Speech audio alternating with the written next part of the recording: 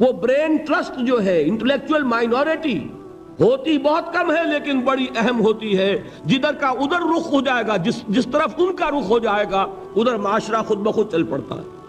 یہ جو intellectual minority ہے یہ واعظ سے کسی بات کو نہیں مانتی، واعظ سننے کوئی تیار نہیں.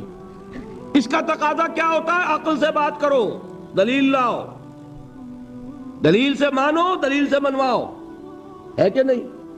بلکہ میں نے آپ کو بتایا تھا کہیں واعظ ہو رہا ہو تو وہ مسکراتے رہتے ہیں، اول تو آئیں گے نہیں. کہیں پھنس گئے مجبوری کو تو زیر لب مسکراتے رہیں گے کہ یہ واعظ فرما رہے ہیں. بھائی کوئی عقل سے بات کرو، کوئی دلیل سے بات کرو.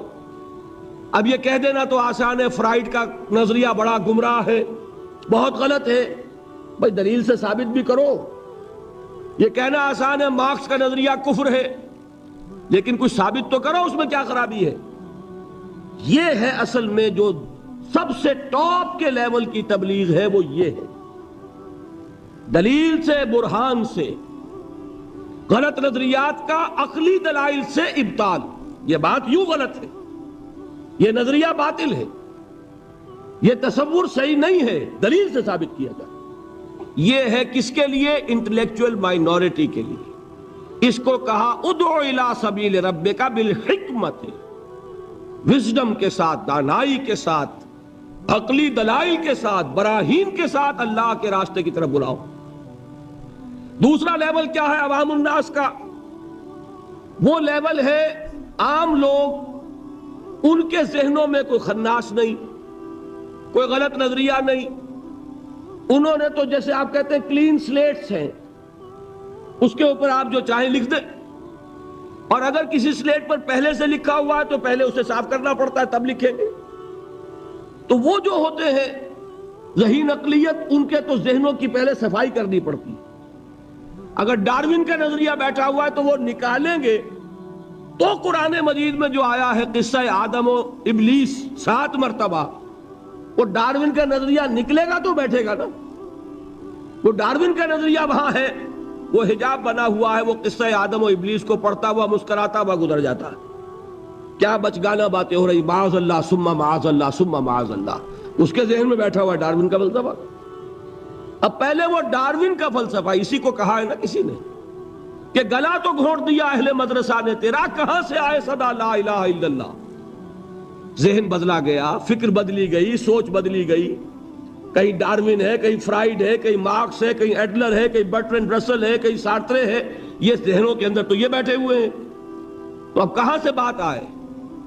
اسی کو کہا تھا اکبر الہ آبادی نے کہ غزالی اور رومی کی بھلا کون سنے گا، محفل میں چھڑا نغمہ اسپینسر و مل ہے. جان سٹورٹ مل، اس کا فلسفہ یہ ہے، اس نے یہ فرمایا ہے. جس کے دماغ میں یہ بیٹھا ہوا ہے وہ غزالی کی بات کہاں سنے گا، رومی کی بات اس کے پلے کہاں پڑے گی. تو اس کے لیے تو ہے وہ بڑا کٹھن کام، اور کٹھن کام ہونے ہی کی وجہ سے ہم کرتے نہیں. عوام الناس میں واعظ سے نصیحت کرنا، تبلیغ کرنا یہ آسان ہے. لہذا ہمارے ہاں اس وقت جو کام ہوتا ہے وہ اسی بنیاد پر ہوتا ہے، اسی لیول پر ہوتا ہے. واعظ ہے، نصیحت ہے، میں اس کی نفی نہیں کر رہا، عوام کے لیے وہی مفید ہے. عوام کو آپ خامخواہ فلسفے پہ پڑھانے بیٹھ جائیں تو یہ بھی در حقیقت ان کے ساتھ ظلم ہوگا. کلم الناس علی قدر عقولہم، وہ کیا ہے؟ واعظ. اور واعظ جو ہے وہ کوئی گالی نہیں ہے، واعظ بہت ہی مفید شے ہے، بشرطے کے دماغ میں کوئی خناس نہ ہو، فطور نہ ہو، کوئی غلط نظریے بیٹھے ہوئے نہ ہو. تو از دل خیزد بر دل ریزد، دل سے بات نکلے گی اور دل میں جا لگے گی. صرف یہ ہے کہ عوام الناس ایک بات کے بارے میں جان لیجئے، بڑے حساس ہوتے ہیں. یہ تو چونکہ در حقیقت کوئی عقلی علمی بات نہیں ہوتی، یہ احساس ہوتا ہے. اگر آدمی یہ محسوس کرے کہ یہ شخص اپنی دھونس جمانا چاہ رہا ہے، یہ میرے اوپر اپنے علم کا روب جھاڑنا چاہتا ہے، تو آپ کی بات کا اثر نہیں ہوگا. اور اگر محسوس کرے کہ یہ میرا مخلص ہے، میرا خیر خواہ ہے، میری بھلائی کے لیے بات کہہ رہا ہے، اس نے کوئی دھندا نہیں بنایا ہوا، اس نے یہ پروفیشن نہیں اختیار کیا ہوا، بلکہ یہ خالصتاً لوجہ اللہ بات کہہ رہا ہے، تو وہ بات واقعتاً دل سے نکلی ہوئی بات دل میں جا کے اثر لگتی. یہ ہے عوام الناس کے لیے. اب تیسرا لیول ہے وہ جو آپ کا معاشرہ ہے. قادیانی مبلغین بھی موجود ہے کہ نہیں؟ عیسائی بھی موجود ہے کہ نہیں؟ پاکستان میں تبلیغ ہو رہی ہے عیسائیت کی، اور ان کے اعداد و شمار پڑھیے. کتنے لوگ ہیں کہ جو عیسائی ہو گئے ہیں پاکستان بننے کے بعد؟ پاکستان میں کتنے نئے چرچ ہیں کہ جو تعمیر ہوئے پاکستان میں پاکستان بننے کے بعد؟ ان کے مشنز کی رپورٹ پڑھیے، رونا آتا. وہ کیوں ہے کہ ان کے پروفیشنز ہیں، پروفیشنل پادری ہیں، بڑی ٹریننگز لے کر آتے ہیں، کروڑوں روپے کے بجٹ ہیں ان کے مشنز کے، پوری حکومتیں ان کی پشت پر ہیں، وہ اندر ہی اندر دیمک کی طرح چٹ کر رہے ہیں. اب ان کا مقابلہ کرنا ضروری ہے. اگر مقابلہ نہیں کریں گے تو نتیجہ کیا نکلے گا کہ ان کا ایک اثر قائم ہو جائے گا. جس چیز کا نام آپ مناظرہ کہتے ہیں، اور آج ہمارے بعض تعلیم یافتہ لوگ مناظرے کو گھٹیا چیز سمجھتے ہیں، بری چیز سمجھتے ہیں. لیکن یہ جان لیجئے کہ مناظرہ بھی ضروری ہے، اس لیے کہ اگر یہ نہیں کریں گے تو آپ کے اپنے عوام جو ہیں ان کے زیر اثر آ جائیں گے. یہ موصول ہے الیاس الہی صاحب کے لیے کہ وہ فوری طور پر ٹیلی ویژن اسٹیشن پر ٹیلیفون پر آتا ہے. الیاس الہی صاحب، مجھے یہ یاد نہیں ہے کہ میں نے یہاں ذکر کیا یا نہیں کیا. بہرحال اگر کیا ہے تو دوبارہ کر رہا ہوں. جب انگریز ہندوستان میں آیا تو ایک طرف تو انگریز کی حکومت قائم ہو رہی، ہم جو ہے مرعوب ہو گئے، محکوم بھی ہوئے، محکوم مرعوب بھی ہو جاتا ہے. دوسری طرف ان کے پادریوں کی فوج آ گئی عیسائیت کی تبلیغ کے لیے، اور یہ لوگ بڑے ٹرینڈ تھے، عربی پڑھ کر آتے تھے، فارسی سیکھ کر آتے تھے، قرآن پڑھ کر آتے تھے، تاکہ وہ تاک تاک کر حملے کر سکیں اسلام پر. اب ہمارے علماء کی اس اعتبار سے ٹریننگ نہیں تھی. وہ تو ہر کام کے لیے ایک ٹریننگ ہوتی ہے نا. اب انہیں تو چونکہ مسلمان ملک تھا، فتویٰ دینا ان کا کام تھا، کیا چیز ضروری ہے، کیا حرام ہے، کیا جائز ہے، کیا ناجائز ہے. کبھی کسی عیسائی سے مناظرے کا موقع ہی پیش نہیں آیا تھا. نتیجہ یہ نکلا کہ ایک پادری فینڈر تھا جرمن، کلکتے سے چلا دلی تک پہنچ گیا، اور جس شہر میں گیا اس نے علماء کو چیلنج کیا کہ مجھ سے مناظرہ کرو، اور ہر شہر میں جس نے بھی مقابلہ کیا، مناظرہ کیا، اس نے شکست کھائی اس سے.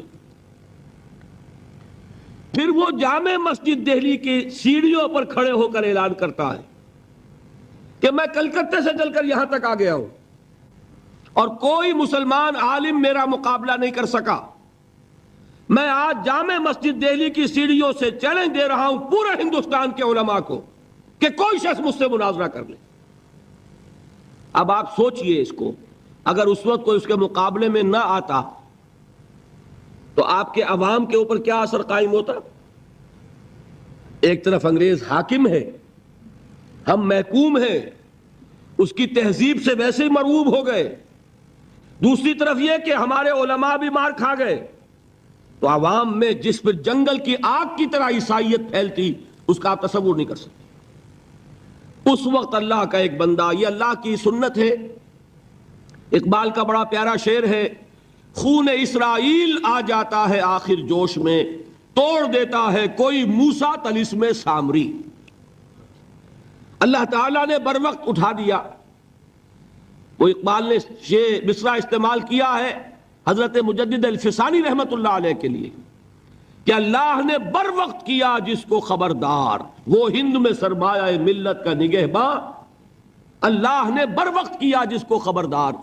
اسی طرح کی ایک شخصیت مولانا رحمت اللہ کیرانوی رحمت اللہ علیہ، وہ آئے میدان میں خم ٹھوک کر.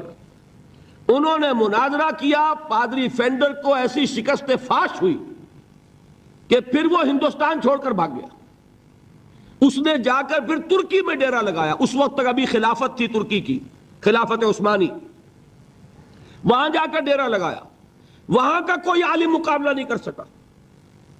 یہ مولانا رحمت اللہ کیرانوی گئے تھے حج کے لیے، جب دارالخلافہ میں خبر پہنچی کہ یہ ہے وہ شخص جس نے شکست دی تھی فینڈر کو، تو وہاں سے ایک ریکویسٹ آئی کہ حضرت یہاں تشریف لائیے، اس پادری نے ہمارا ناطقہ بند کیا ہوا ہے۔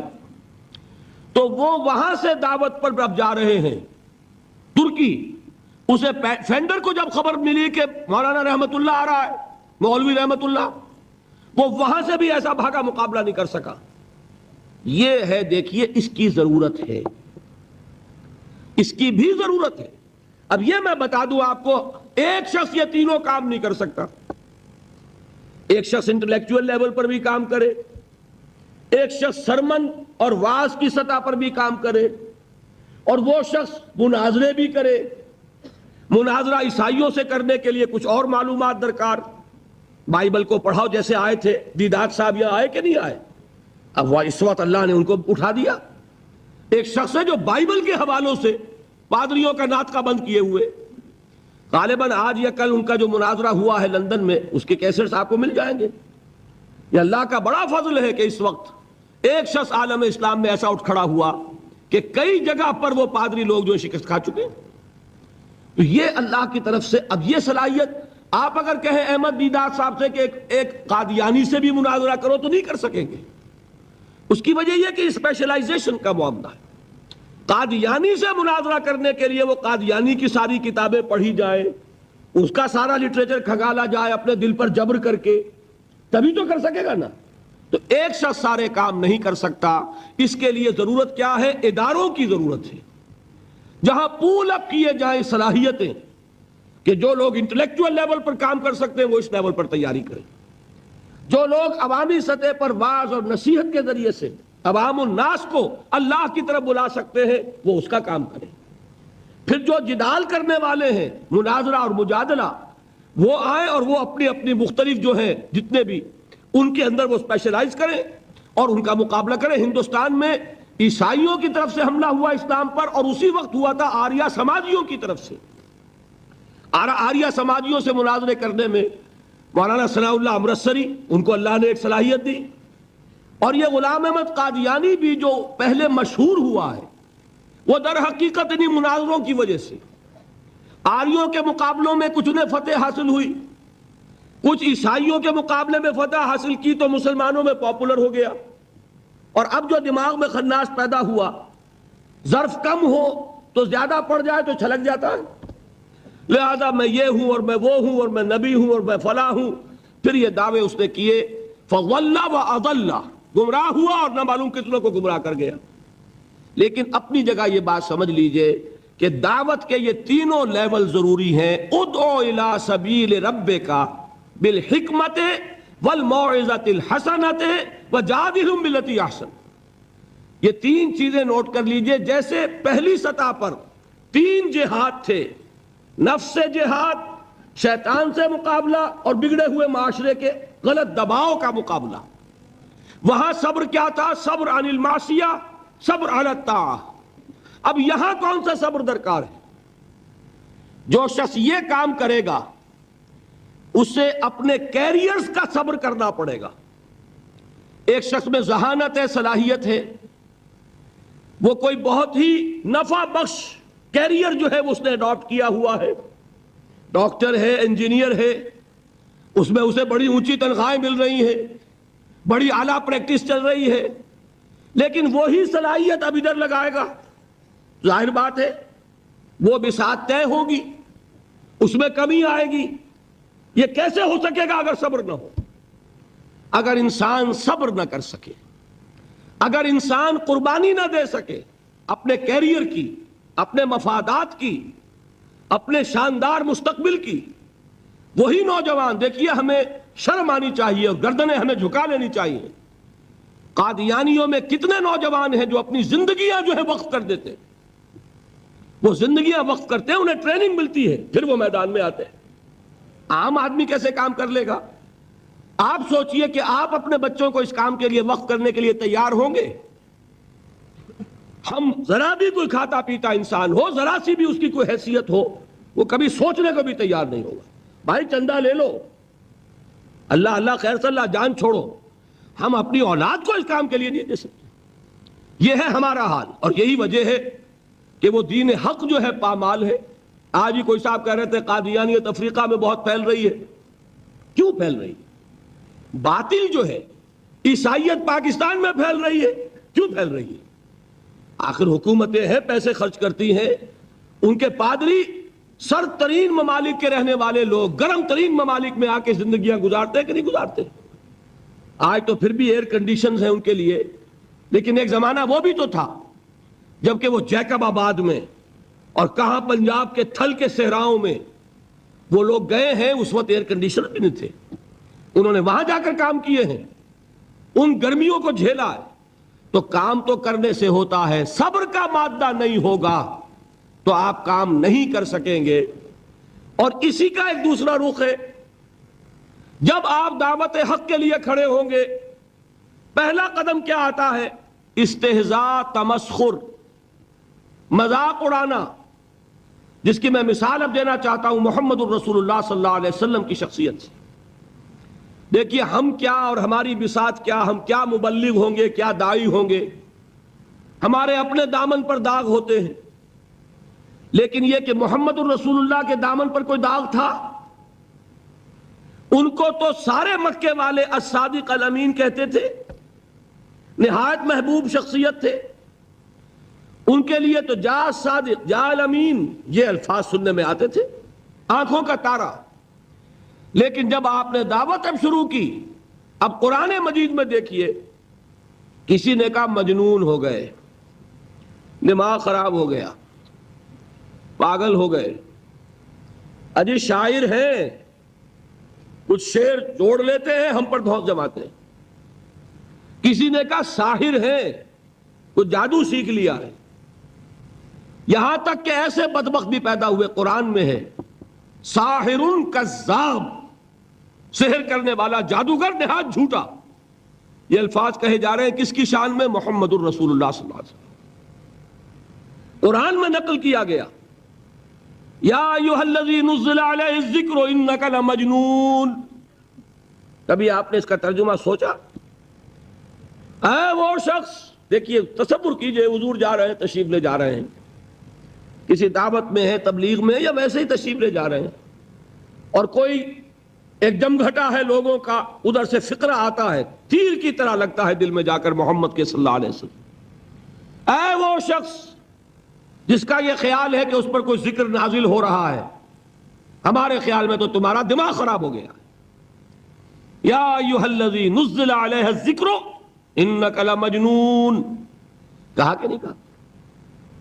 اور یہ نہ سمجھیے کہ حضور صلی اللہ علیہ وسلم کے قلب مبارک کو تکلیف نہیں ہوتی تھی.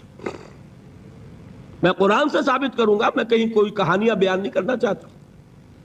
قرآن نے کہا ہے وَلَقَدْ نَعْلَمُ أَنَّكَ يَضِيقُ صَدْرُكَ بِمَا يَقُولُونَ. اے نبی ہمیں خوب معلوم ہے صلی اللہ علیہ وسلم کہ جو کچھ یہ لوگ کہہ رہے ہیں اس سے آپ کا سینہ بھنجتا ہے، یہ جو گھٹن ہوتی ہے، صدمہ ہوتا ہے. اَنَّكَ يَضِيقُ صَدْرُكَ بِمَا يَقُولُونَ، ہمیں خوب معلوم ہے کہ جو کچھ یہ باتیں آپ کو سننی پڑ رہی ہیں، یہ کڑوی کسیلی باتیں، یہ جو فقرے چست ہو رہے ہیں، استہزاء ہو رہا ہے، تمسخر ہو رہا ہے. سورہ حجر میں ہے، ایک جگہ کھڑے ہوئے لوگ قرآن کا مذاق اڑا رہے ہیں، بھائی فلاں آیت تم لے جانا، فلاں آیت میری ہوگی، اس کے ٹکڑے کر رہے ہیں، اس کے ٹکڑے حصے بکھرے کر کے قیمہ بنا کر ان آیات کا تمسخر اڑا رہے ہیں. ایک جگہ قرآن مجیدی میں مذکور ہے کہ فرشتوں کا مذاق اڑ رہا ہے. بھائی یہ دیکھو محمد نے کہا ہے صلی اللہ علیہ وسلم کہ جہنم پر تو کل 19 فرشتے ہیں، علیہا 19 قرآن میں آیت نازل ہوئی. ایک پہلوان کہتا بھائی 10 کو تو میں سنبھال لوں گا، باقی 9 کا تم انتظار کر لو. یہ باتیں آ رہی ہیں حضور کے کانوں میں. کلام الہی کے ساتھ کیا سلوک ہو رہا ہے، مجھ پر کیا فقرے چست کیے جا رہے ہیں، مجھ پر جس طریقے سے استہزاء اور تمسخر کا رویہ اختیار کیا گیا ہے، دل بھچ رہا ہے، دل میں صدمہ ہے. دیکھیے سورہ نون ہے، اور میرے نزدیک یہ دوسری وحی ہے جو حضور پر نازل ہوئی ہے، اس کی ابتدائی آیات نون والقلم وما یسطرون. ما انت بنعمت ربک بمجنون وَإِنَّ لَكَ لَأَجْرًا غَيْرَ مَمْنُونٍ وَإِنَّكَ لَعَلَىٰ خُلُقٍ عَظِيمٍ فَسَتُبْصِرُ وَيُبْصِرُونَ بِأَيِّكُمُ الْمَفْتُونُ إِنَّ رَبَّكَ هُوَ يَعْلَمُ بِمَنْ ضَلَّ عَنْ سَبِيلِهِ وَهُوَ أَعْلَمُ بِالْمُهْتَدِينَ۔ نون، قسم ہے قلم کی اور جو کچھ یہ لکھتے ہیں۔ اے نبی، آپ اپنے رب کی نعمت سے مجنون نہیں ہیں۔ یہ کیوں کہا جا رہا ہے؟ حضور کو جو صدمہ پہنچا ہے وہی نازل ہوئی ہے دل جوئی کے لیے، تسلی کے لیے۔ آپ کیوں برا منا رہے ہیں؟ اے نبی، آپ کیوں صدمہ اور رنج اور اندوہ محسوس کر رہے ہیں؟ ان بدبختوں کے کہنے سے کوئی آپ مجنون ہو جائیں گے؟ مَا أَنْتَ بِنِعْمَتِ رَبِّكَ بِمَجْنُونٍ وَإِنَّ لَكَ لَأَجْرًا غَيْرَ مَمْنُونٍ۔ آپ کو جو یہ صبر کرنا پڑ رہا ہے، آپ کو جو یہ جھیلنا پڑ رہا ہے، اس کی وجہ سے آپ کو وہ اجر ملے گا جس کا سلسلہ کبھی منقطع نہیں ہوگا۔ وَإِنَّكَ لَعَلَىٰ خُلُقٍ عَظِيمٍ، اور اے نبی، آپ تو خلق عظیم کے حامل ہیں۔ آپ کا اخلاق، آپ کا کردار، آپ کی سیرت، آپ کی شخصیت میں طہارت، نفاست، پاکیزگی، آج تک دنیا نے کوئی پاگل، کوئی مجنون ایسا بھی دیکھا؟ یہ ساری باتیں اللہ تعالیٰ حضور کی دلجوئی کے لیے فرما رہے ہیں۔ اس سے آپ اندازہ کیجئے کہ کتنا صدمہ ہوتا ہوگا۔ یہی ہے، اس ساری چیز کو جمع کیجئے تو یہ چیز کیا ہے؟ وَاصْبِرْ عَلَىٰ مَا يَقُولُونَ وَاهْجُرْهُمْ هَجْرًا جَمِيلًا۔ صبر کرو اے نبی، صبر کرو اے محمد صلی اللہ علیہ وسلم، جھیلو اور برداشت کرو اس پر جو یہ کہہ رہے ہیں۔ اچھی طرح نوٹ کیجئے یہ بات، ذرا سیرت ہی کا سمجھ لیجئے، آج ایک بیان ہو جائے گا۔ یوں سمجھیے، جب حضور نے یہ کہا کہ مجھ پر وحی نازل ہوئی، فرشتے سے ملاقات ہوئی، تو اب وہ چہمے گوئیاں شروع ہو گئیں۔ معلوم ہوتا دماغ خراب ہو گیا۔ دیکھیے، ہم نہیں کہتے تھے یہ جا کے غار حرا میں بیٹھتے ہیں، کئی کے دن رہتے ہیں، بھوکے رہتے ہیں، وہ خشکی چڑھ گئی نا آخر۔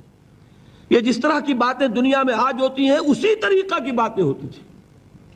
عتبہ ابن ربیعہ ایک مرتبہ آتا ہے، کیونکہ قریش کے بڑے لوگوں میں سے تھا، تو قریب آ کر بڑی اپنائیت کے ساتھ، بڑی شفقت کے ساتھ، بڑے بزرگانہ انداز میں کہتا ہے، بھتیجے، حضور سے، بھتیجے، اگر واقعی کسی بدروح کا سایہ ہو گیا ہے تم پر، وہ آسیب آ گیا ہے تو مجھے بتا دو۔ میرے بہت سے عاملوں سے تعلقات ہیں، میں کسی کو بلا کر یہ تمہاری بدروح دور کر دوں گا۔ اب آپ سوچئے کیا بیتی ہوگی حضور کے دل پر۔ یہ وہ کیفیات ہیں، اور یہ نوٹ کر لیجئے 4 برس تک یہی شکل رہی ہے۔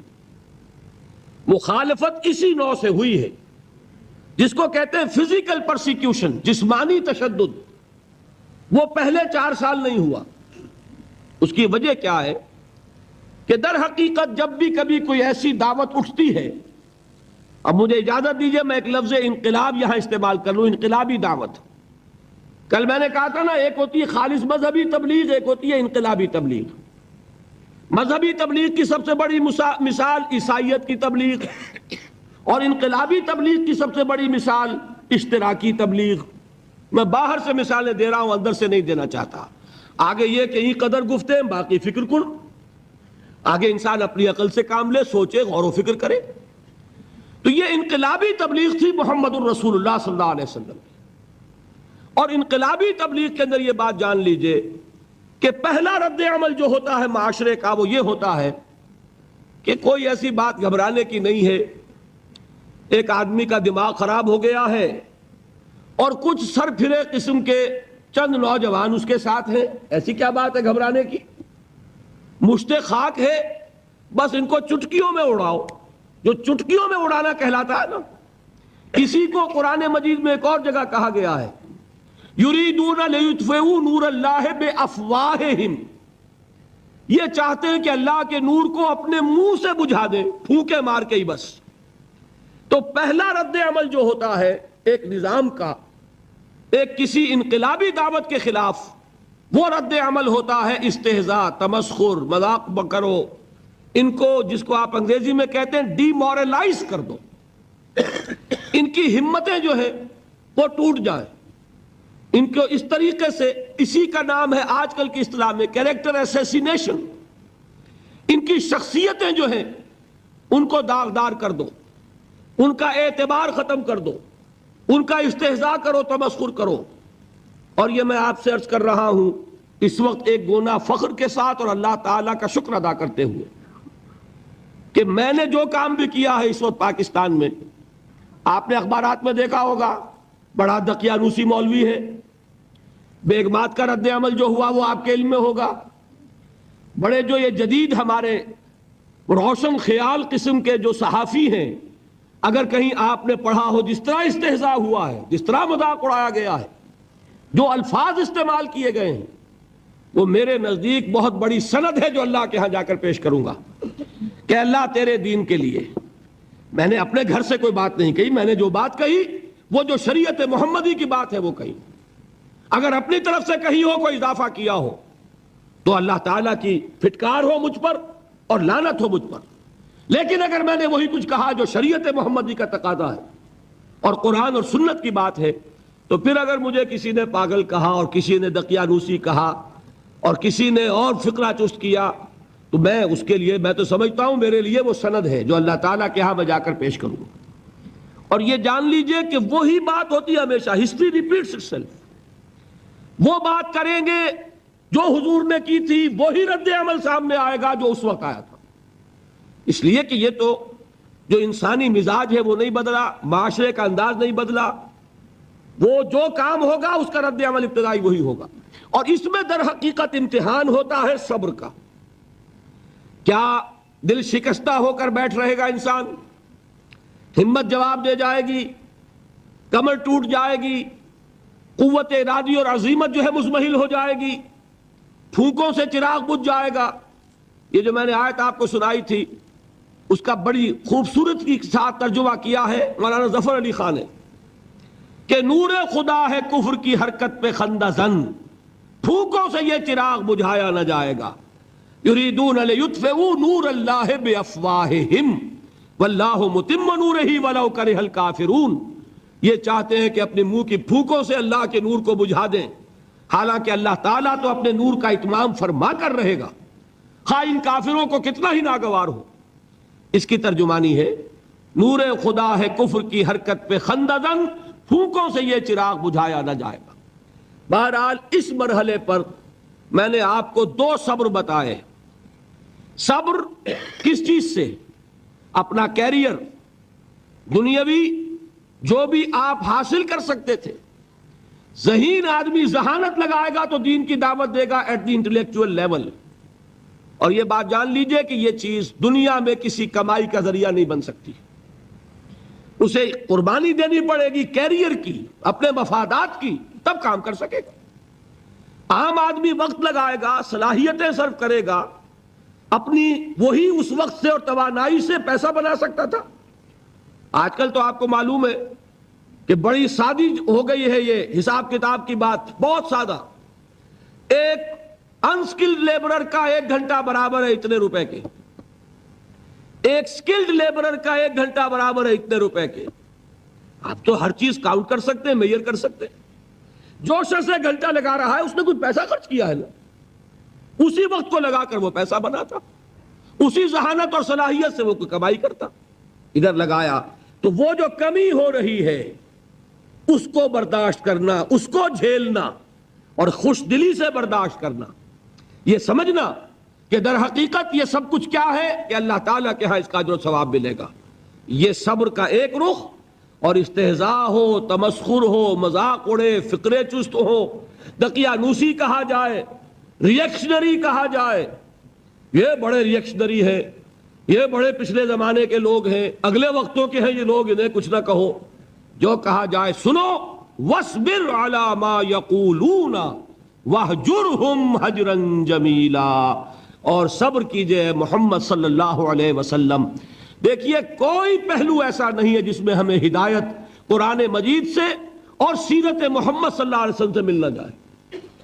اگر اللہ تعالیٰ مقام دعوت پر فائز ہونے کی توفیق عطا فرما دے تو جو مرحلے پیش آئیں گے وہ آپ کو نظر آ جائیں گے سیرت محمدی میں صلی اللہ علیہ وسلم، اور اس وقت حضور سے جو کہا گیا اس سے آپ کے دل پر بھی، اس کے زخمی جو آپ کا دل ہے، آپ کے احساسات ہیں، اس پر مرہم رکھا جائے گا۔ وَلَقَدْ نَعْلَمُ أَنَّكَ يَضِيقُ صَدْرُكَ بِمَا يَقُولُونَ، ہمیں خوب معلوم ہے کہ جو کچھ آج تمہیں سننا پڑ رہا ہے اس سے تمہارا سینہ بھنجتا ہے، تمہیں رنج اور صدمہ ہوتا ہے، لیکن وَاصْبِرْ عَلَى مَا يَقُولُونَ، جو کچھ یہ کہہ رہے ہیں اس پر صبر کیجئے، اس کو جھیلیے اور برداشت کیجئے۔ اچھا، اس مرحلے پر صبر کی ایک تیسری شکل ہے، اس کو بھی سمجھ لیجئے۔ وہ صبر ہے جو میں نے سورہ حامیم السجدہ کے حوالے سے آپ کے سامنے رکھا ہے۔ مقام دعوت پر جو شخص فائز ہو گیا ہو اس کے لیے یہ صبر لازم ہے کہ لوگ گالیاں دیں وہ دعائیں دیں، لوگ پتھراؤ کریں وہ پھول پیش کرے، اگر نہیں کرے گا دعوت نہیں آگے بڑھے گی۔ اچھی طرح سمجھ لیجیے، یہ جو قانون ہے السن بالسن والعین بالعین، آنکھ کا بدلہ آنکھ اور دانت کے بدلے دانت اور کان کے بدلے کان، یہ قانون ہے شریعت کا۔ یہ قانون مقام دعوت پر نہیں چلتا، مقام دعوت کا قانون اور ہے، جھیلو، برداشت کرو، مارے کھاؤ، ہاتھ نہ اٹھاؤ۔ اس کا نام ہے پیسو ریزسٹنس۔ وہ میں نے کل کہا تھا نا کہ تین مجھے اصطلاحات آپ کو بتانی ہے اور اس کا مفہوم۔ تیسرے لیول پر جب آپ آ جائیں گے اقامت دین کی جد و جہد میں، اس کے لیے پہلا صبر کیا ہے؟ صبر محض۔ اب میرے پاس کوئی اور لفظ نہیں ہے ترجمہ کرنے کے لیے۔ صبر محض سے کوئی بات شاید بہت سے حضرات کی سمجھ میں نہیں آئے گی۔ صرف صبر کیا معنی؟ Passive resistance. لوگ گالیاں دیں تم دعائیں دو، لوگ تمہیں مار رہے ہو تم ہاتھ مت اٹھاؤ۔ یہ جو پیسو ریزسٹنس ہے مقام دعوت کے لیے یہ لازم ہے۔ اصل میں حضرت مسیح علیہ السلام کے جو جملے عام طور پر ہمارے ہاں مشہور ہیں، بائبل میں ہیں، ان پر ہمارے کچھ علماء فقرے چست کر دیتے ہیں کہ یہ بڑی غیر فطری تعلیم ہے، یعنی حضرت مسیح کے یہ جملے نہیں ہو سکتے، اس لیے کہ شریعت کا قانون تو یہ ہے کہ تمہارے کوئی تھپڑ مارے تو تم تھپڑ مارو۔ قصاص، وَلَكُمْ فِي الْقِصَاصِ حَيَاتٌ يَا أُولِي الْأَلْبَابِ، ہے کہ نہیں؟ اے ہوش مندو، قصاص میں زندگی ہے، بدلہ نہیں لوگے تو شریروں کی حوصلہ افزائی ہوگی۔ اس نے آج تمہارے تھپڑ مارا ہے، تم نے بدلہ نہیں لیا، کل وہ کسی اور کے لگائے گا، اس کو تو یوں سمجھیے نا کہ عادت پڑے گی۔ پھر معاشرے کی درستی کے لیے ضروری ہے کہ بدلہ ہو۔ ایک تھپڑ اس نے لگایا ہے تو تھپڑ اس کے لگے تو اس کے بھی 14 طبق روشن ہو، تاکہ کسی اور کو تھپڑ مارنے کی ضرورت اس میں نہ ہو۔ یہ صحیح ہے کہ معاشرے کی درستی اسی میں، لیکن جو دعوت کا معاملہ ہے بالکل جدا ہے، اس کے قانون اور ہے۔ حضرت مسیح کے الفاظ کیا تھے یا نہیں، بہرحال انجیل میں یہ ہیں، اور میں جو بات عرض کر رہا ہوں وہ یہ ہے کہ وہ بالکل صحیح ہے۔ مقام دعوت کے دوران یہی طرز عمل صحیح ہے، اور یہی طرز عمل محمد الرسول اللہ نے صلی اللہ علیہ وسلم اپنے ساتھیوں کو تلقین فرمایا۔ وہ کیا ہے؟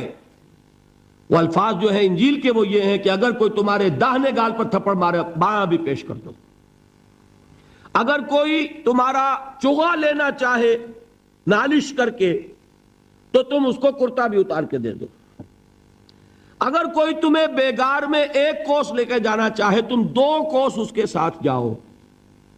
اس پر کہا گیا کہ یہ بڑی غیر فطری تعلیم ہے۔ یقیناً قانون کے اعتبار سے غیر فطری ہے، دعوت کے اعتبار سے یہ لازمی ہے۔ یہی دعوت کا یہی قانون ہے جو 12 برس تک مکے میں محمد الرسول اللہ نے نافذ کیا۔ صحابہ کو کیا حکم تھا؟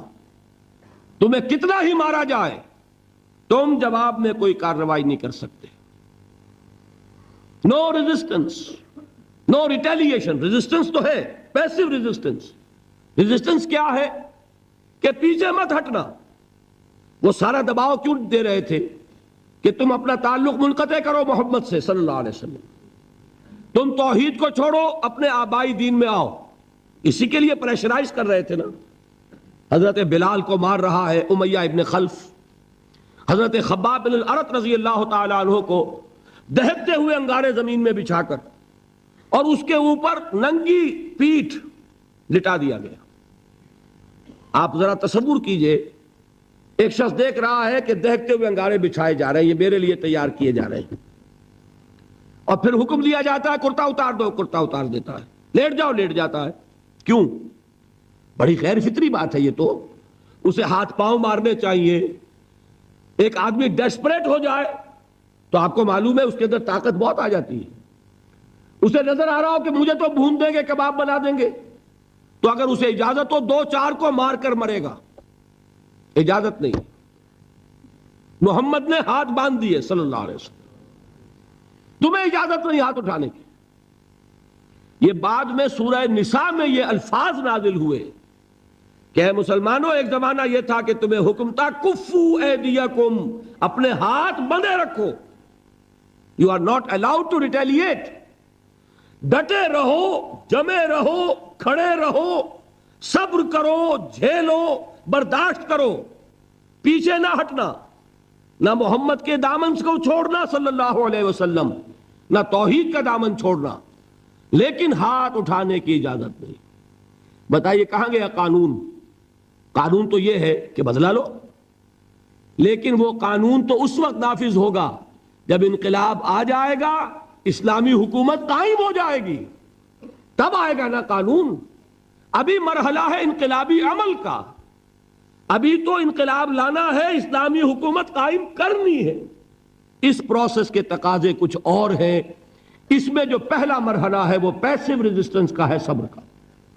یہی وجہ ہے، دیکھیے مکی صورتوں میں خود نبی اکرم صلی اللہ علیہ وسلم کو اتنے مختلف پیرایوں میں صبر کا حکم دیا گیا۔